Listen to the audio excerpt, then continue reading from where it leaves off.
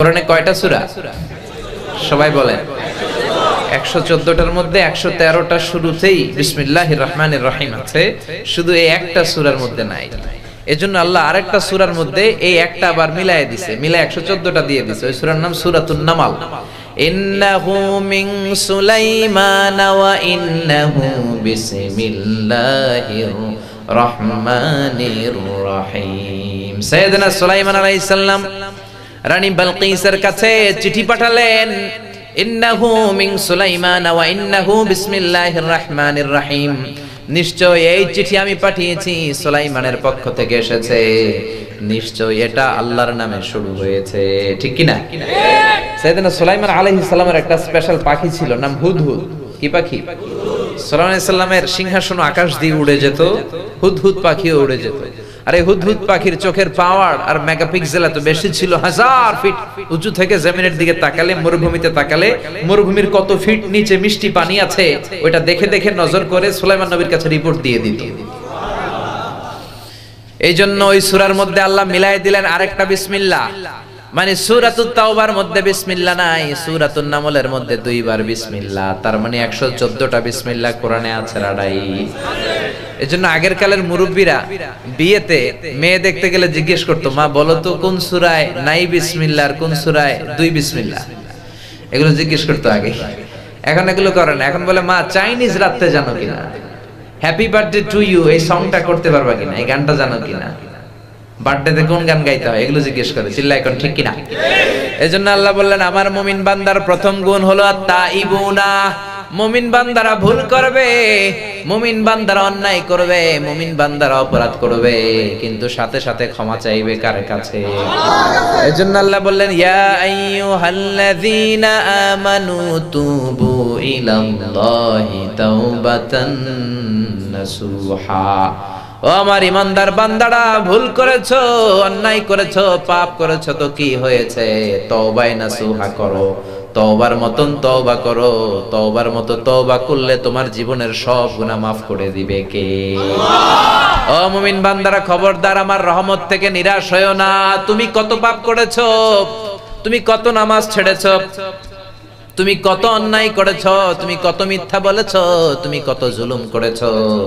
তোমার পাপ যত বড়ই হোক, আমি আল্লাহর দয়ার সাগর তার চেয়েও বড়। ঠিক কি না?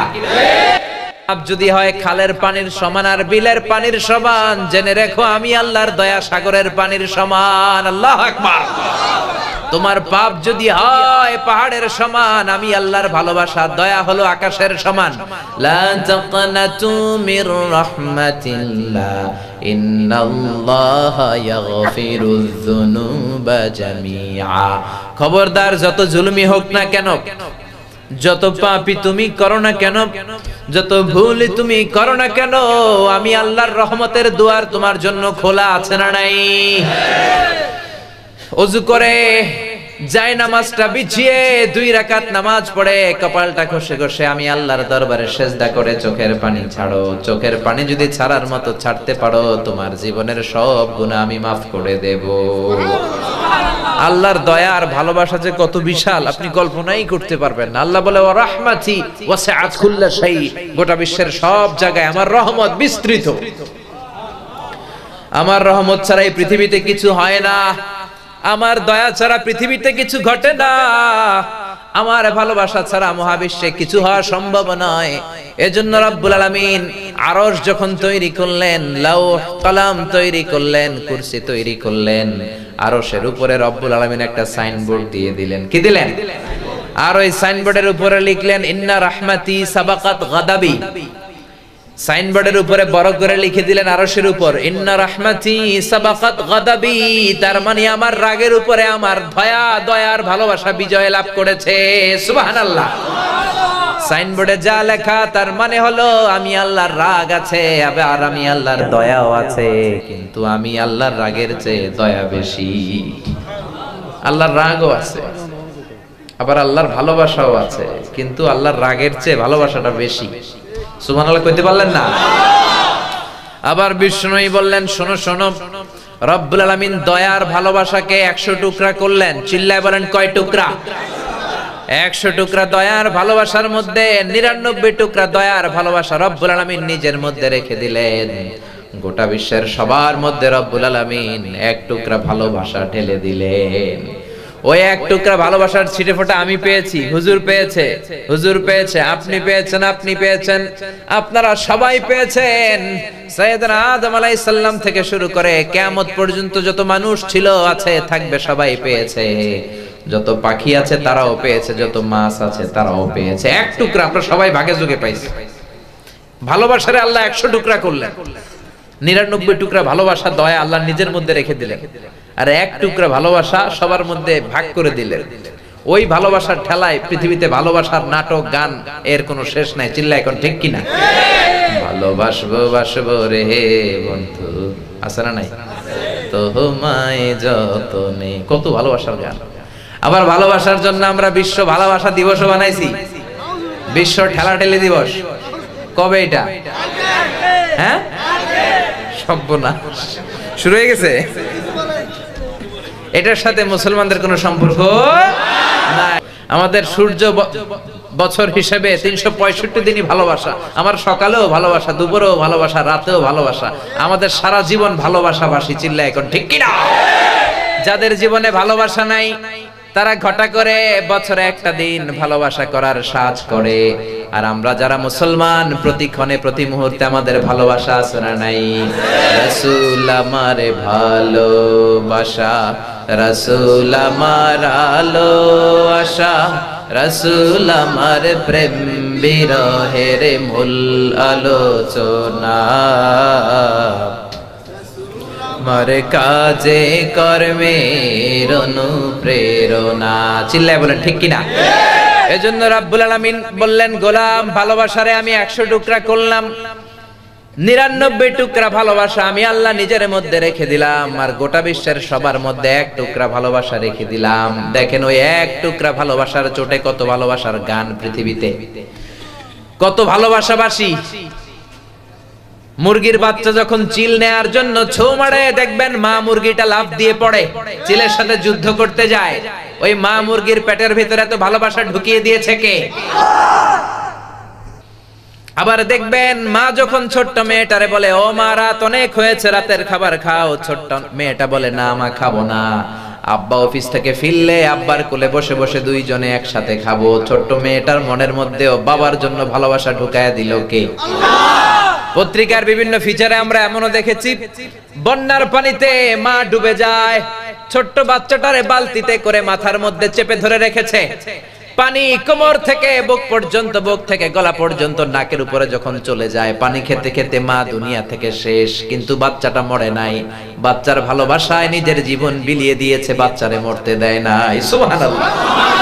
তো দুনিয়াতে আমরা সবাই মিলে পেলাম 1 ভাগ ভালোবাসা।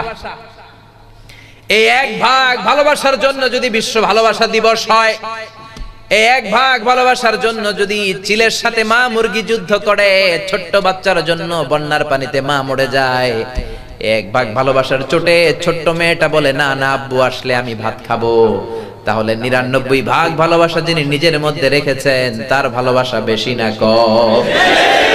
আল্লাহ তুমি দয়ার সাগর, রহমানুর রহিম, তোমার দয়ায় পূর্ণ আমার সারা নিশিদিন, তোমার দয়ায় পূর্ণ আমার সারা নিশিদিন। পড়েন আল্লাহু আকবার। তার মানে আমার আল্লাহর দয়ার কোনো শেষ নাই, আমার আল্লাহর মায়ার কোনো শেষ নাই, আমার আল্লাহর ভালোবাসার কোনো শেষ নাই। In the day of judgement, কিয়ামতের দিন বনি ইসরাইলের এক আল্লাহর ওলি দাঁড়াবে।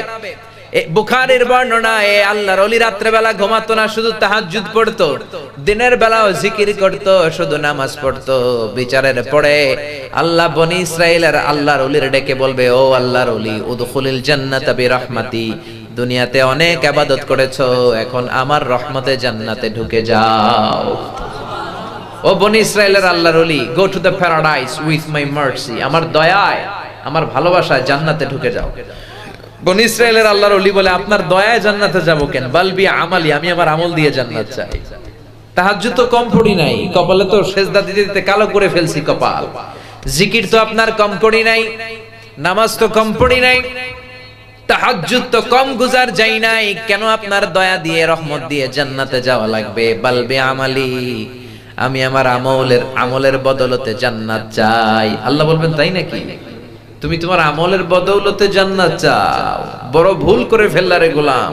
কারণ আমি আল্লাহ হচ্ছি মালিকুল আমলাক, রাজা ধীরাজ, আমি বড় সাহেব, আমার সাথে কোনো হিসাব চলে না। জান্নাতে যাইতে কইছিলাম, চলে যাইতে ওইটাই ভালো ছিল।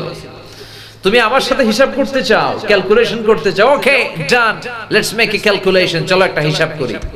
রব্বুল আলামিন বলবেন কাছে আসো, আজীবন তুমি যে ইবাদত করেছো, নামাজ পড়েছো, জিকির করেছো, তাহাজ্জুদ পড়েছো, এই 70 বছরের ইবাদত গুলোরে এক পাল্লার মধ্যে রেখে দাও। আর আমি দয়া করে ভালোবাসা করে দুনিয়ার সৌন্দর্যগুলো দেখার জন্য যে দুটা চোখ দিয়েছি, দুইটা চোখ নয়, একটা মাত্র চোখ আর একটা পাল্লার মধ্যে রেখে দাও। ওজন করার পরে দেখা যাবে মুহূর্তের মধ্যে চোখের পাল্লাটা ভারী হয়ে যাবে। আল্লাহ বলবে এই তো, this is the result of your calculation. এই যে হিসাব করতে চাইছো, এই দেখো হিসাব কি বলে। হিসাব বলে তুই এখন জাহান্নামে যাবি, go to the hell fire, জাহান্নামে যা। এবার বনি ইসরাইলের আল্লাহর ওলি বলবে আল্লাহ মাফ চাই, দোয়াও চাই, আমি বুঝি নাই, আমারে মাফ করে দেন, আপনার দয়া ছাড়া জান্নাতে যাওয়া যাবে না, আমারে মাফ করে দেন, জাহান্নামের আগুনে আপনি আমারে জ্বালাবেন না, আপনার দয়াতেই জান্নাত দেন। আল্লাহ বলবেন now you are on the right track, এই তুমি লাইনে আসছো, এতক্ষণে লাইনে আসছো, go to the paradise with my mercy, যাও আমার রহমতে জান্নাতে ঢুকে যাও।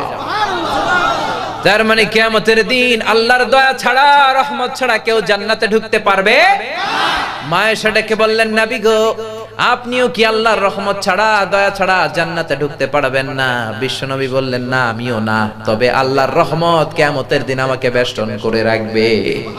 এজন্য বিশ্বনবী বলতেন মান্নু কিসা উযিবা, যার হিসাব নিকাশ নেওয়া হবে সে শাস্তি প্রাপ্ত হবে। মান্নু কিসা হালাকা, যার হিসাব হবে সে জাহান্নামী হবে। আল্লাহ যদি বলে নামাজ পড়লি না কেন, দেরি করে পড়লি কেন, জামাত ছাড়লি কেন, কোরআন মানলি না কেন, মিথ্যা কথা বললি কেন, এরকম খুঁটে খুঁটে যদি একটার পর একটা রব্বুল আলামিন হিসাব করা শুরু করে দেয়, তার কপালে জাহান্নাম ছাড়া কিছু নাই। এজন্য কিয়ামতের দিন আমরা আল্লাহর কাছে বিচার চাই না, দয়া চাই। কি চাই? জোরে বলেন, নাকি বিচার চান? আমরা আল্লাহর কাছে কোনো বিচার টিচার চাই না, আল্লাহর কাছে যেটা চাই সেটা হলো আল্লাহর দয়া। রোজ হাসরে হে আল্লাহ আমার করুণা বিচার, আল্লাহ করুণা বিচার, বিচার চাহি না তব দয়া চাহে এ গুনাহগার, আল্লাহ করুণা বিচার। এখন বলেন কি চান? বিচার চান না দয়া? কারণ আমরা যে নামাজ পড়ি এগুলো তো কোনো নামাজই না, আমরা যে ইবাদত করি এই ভাঙ্গা চূড়া ইবাদত গুলো কোনো ইবাদতই না। আমাদের ইবাদত গুলো যদি মিজানের পাল্লায় উঠানো হয় এগুলোর কোনো ওজন হবে না। আমাদের ভরসা হলো একটা, সেটা হলো আমার আল্লাহর দয়া। চিল্লায় বলেন ঠিক কি না? এজন্য আল্লাহ ডেকে বলে আমার দয়ার সাগর যে কত বড়, আমার মায়ার সাগর যে কত বিশাল, তোর ধারণা নাই। এজন্য তওবা কর। ইয়া আইয়ুহাল্লাযীনা আমানু তুবু ইলাল্লাহি তাওবাতান নাসুহা, তওবার মতো তওবা কর। তওবার মতো তওবা করলে আপনার জীবনের সব গুনাহ maaf করে দিতে পারে কে? আল্লাহ। এজন্য বিশ্বনবী বলছেন আত-তাইবু মিনাজ যামবি কামাল্লা যামবালা, কেউ যদি তওবার মতো তওবা করে তার অবস্থা তেমন হয়ে যায়, মায়ের পেট থেকে বাচ্চা বের হলে যেমনি গুনাহ থাকে না, তওবা কবুল তের আমল নামায় কোনো গুনাহ থাকে না। বিশ্বনবীর আগের গুনাহও মাফ, পরের গুনাহও মাফ, তারপরেও বিশ্বনবী প্রতিদিন 70 বারেরও বেশি তওবা করতেন। বিশ্বনবী বলতেন আল্লাহি লা আস্তাগফিরুল্লাহ ওয়া আতুবু ইলাইহি ফিল ইয়াউমি আকসার মিন 70 মাররা, আমি বিশ্বনবী প্রতিদিন 70 বারেরও বেশি তওবা করি। আমি নবীর কোনো গুনাহ নাই, আগের গুনাহও মাফ, পরের গুনাহও মাফ। বিশ্বনবীর কোনো গুনাহ নাই, তারপরেও যদি বিশ্বনবী 70 বার তওবা করতে পারে, আমি আর আপনার কয়বার করা উচিত? 70,000 বার করলেও তো হবে না। চিল্লায় এখন ঠিক কিনা? এজন্য তওবা করার দরকার আছে না নাই? তওবার 4টা শর্ত, জোরে বলেন কয়টা? এক নম্বরে acknowledgement, you have to acknowledge what you have committed from your sin. আপনি যত পাপ করেছেন আপনি একে স্বীকার যাবেন। আপনি রোনাজারি করবেন, চোখের পানি ছাড়বেন আর ডেকে বলবেন, আল্লাহ আমার চেয়ে বড় গুনাহগার আর কেউ নাই, আকাশের নিচে জমিনের উপরে আমার চেয়ে বড় গুনাহগার কেউ নাই, এমন কোন গুনাহ নাই আমি আল্লাহ করি নাই। সব গুনাহগুলো একটার পর একটা স্বীকার যাবেন। এক নম্বরে হলো আল ইকরার, মানে অ্যাকনলেজমেন্ট, স্বীকার। দুই নম্বরে হচ্ছে repentance, you have to be repentant for what you have committed. আপনি যা করেছেন এই কারণে অনুতপ্ত হবেন। সাইয়েদনা আদম তাই করলেন, গুনাহ স্বীকারও গেলেন, আবার অনুতপ্ত হলেন আর পড়তে আরম্ভ করলেন। পড়েন, রব্বানা যালামনা আনফুসানা ওয়া ইল্লাম তাগফির লানা ওয়া তারহামনা লানাকুনান্না মিনাল খাসিরিন। ও আল্লাহ, আমি জুলুম করেছি, অন্যায় করেছি, অপরাধ করেছি, তুমি যদি ক্ষমা না করো, রহমত না করো, আমি তো ক্ষতিগ্রস্তদের মধ্যে শামিল হয়ে যাব। ঠিক কি না? সাথে সাথে ওনার তওবা কবুল করে নিল কে? তার মানে প্রথমে আপনি স্বীকার যাবেন কি অন্যায় করেছেন, দুই নম্বরে অনুতপ্ত হবেন, তিন নম্বরে যা করেছেন ওটাকে ঘৃণা করবেন, চার নম্বরে আল্লাহর কাছে ওয়াদা দিবেন, আল্লাহ পারতপক্ষে জীবনে আর এই পাপ করব না। এই শর্তগুলো মেনটেন করে তওবার মতো তওবা করলে তওবা কবুল করে নিবে কে? তওবা করার সময় চোখের পানি ছাড়লে তওবা কবুল করে নেয় কে? বিশ্বনবী বলেন, দুই ফোঁটা পানি আল্লাহর কাছে সবচেয়ে বেশি প্রিয়। এক হলো জিহাদের ময়দানে রক্তের ফোঁটার পানি, দুই হলো অনুশোচনার চোখের পানি। মানুষ অনুতপ্ত হয়ে যখন কাঁদতে শুরু করে মুনাজাতের মধ্যে, ওই চোখের পানি চোখ থেকে নাক বেয়ে নাকের ডগাবে জমিনে পড়ার আগে ওই বান্দার সব গুনাহ মাফ করে দেয় কে? এজন্য বিশ্বনবী বললেন, তোমাদের জন্য তওবার দরজা খোলা জীবন, শুধু দুইটা সময় ছাড়া। এক নম্বরে ক্বাবলা তুলুইশ শামসি মিন বা'দা তুলুইশ শামসি মিন মাগরিবিহা, কিয়ামতের 3 দিন আগে সূর্য আর পূর্ব দিক থেকে উঠবে না, পশ্চিম দিক থেকে সূর্য ওঠা শুরু করে দিবে। সূর্য যেদিন পূর্ব দিক থেকে না উঠে পশ্চিম দিক থেকে উঠবে, তখন আর তওবা কবুল হবে না।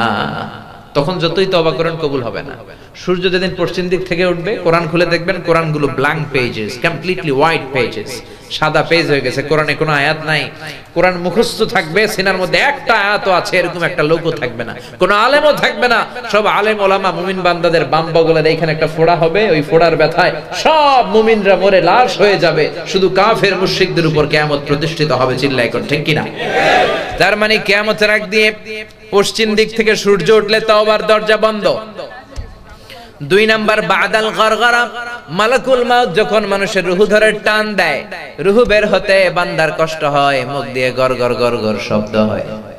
ওই গরগরানি শব্দের পরে মানে মালাকুল মাউতকে দেখে ফেলার পরে তওবা করলে কবুল হবে না। এর আগ পর্যন্ত তওবার মতো তওবা করলে সব গুনাহ মাফ করে দিবে কে?